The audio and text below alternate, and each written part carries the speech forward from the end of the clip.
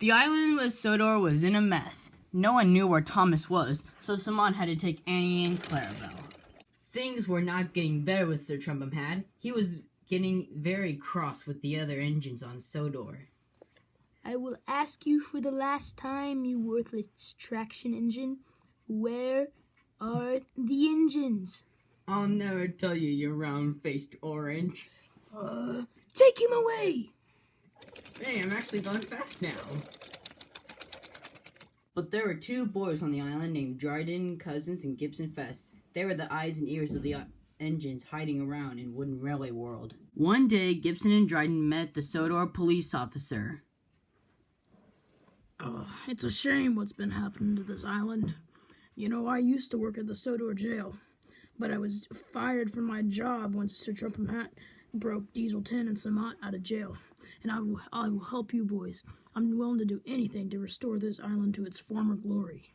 But what are we going to do, sir? Said Gibson. Oh, I have a good idea.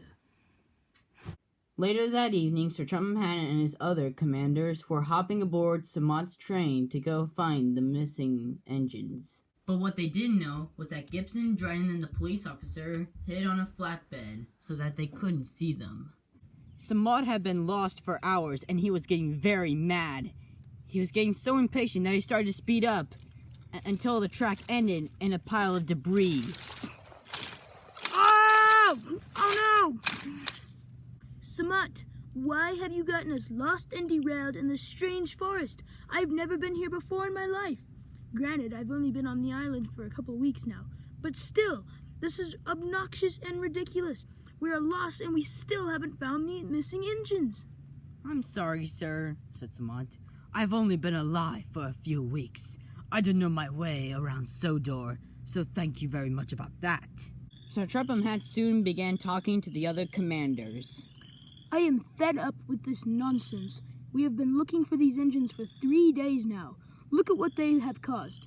If they hadn't have ran away, we wouldn't be lost here in these woods. I know, it's so frustrating, said Sergeant Johnson. Once we find them, I'm going to scrap them all and use their scrap to make more evil engines to help us control this island. That's an excellent idea, Sergeant Johnson, said Sir Trumpum Hat. Remind me to give you a promotion when we get back to the headquarters. Little did they know that Gibson, Dryden, and the police officer jumped out of the flatbed before the crash and were eavesdropping on the conversation. That's never going to happen, said the police officer. Those engines that ran away and are hiding from you are heroes. They've kept this island just a little bit operational. Look at what you've done. You four have made a mockery of the island that I call home, and that I have called home since I was a young boy. Look at these children. Do you really want them to grow up in a democracy where they don't have freedom, where they have to follow all the rules, and where their life plan is chosen to them by a dictator? Is that really what you want, Sir Trumpum Hat? Yes, you stubborn foe. That is exactly what I want, and I will have my way, with or without your life. Then I guess you need some cannon bolts to stop you, Trumpy, said Gibson. Diamond Head, said Gibson. Oh, man. Well, at least I can use this one. Charge! My arm!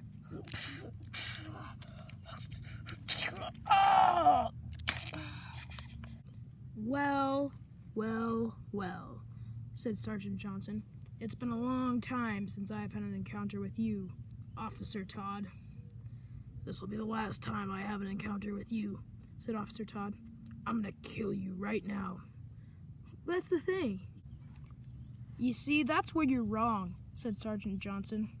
I'm going to kill you here. Well, let's settle it, said Officer Todd. I'm going to kill you because you're evil. You're despicable. We used to be great friends. Where did this path start for you? Said Officer Todd. Oh, I know exactly where this path started for me, said Sergeant Johnson. And I know where your path is going to end for you. Oh! Ah, my hand! Give up, General Lord Vader. I will never give up.